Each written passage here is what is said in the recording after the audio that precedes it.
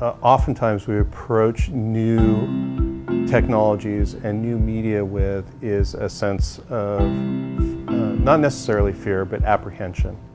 And I think there's a couple of things that are causing apprehension for older people when they look at the way younger people use technology, which is, I think that we have an assumption that they fundamentally are not learning good social skills, or they're not learning in a really deep way.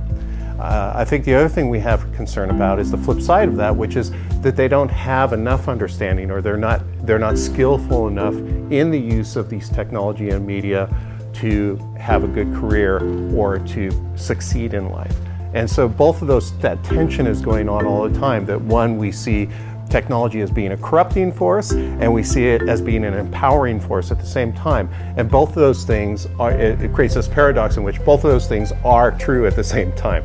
And so I think that's where the critical part of not only consuming media and teaching students to consume media in a critical way comes into play, because what it does is it allows us to understand as educators how they are impacted by the media, and we can direct that for them in a way that it becomes much more constructive and not destructive in their lives.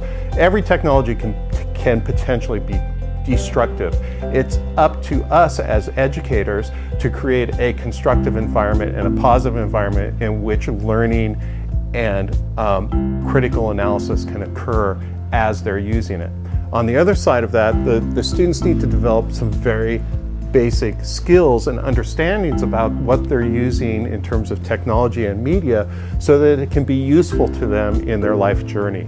And if they're not able to gain those skills today, one of the dangers is they get left behind. And that's what everybody talks about in terms of the technology gap or the internet gap, that gap between access, which is becoming solved in our society. Access to these technologies is far more,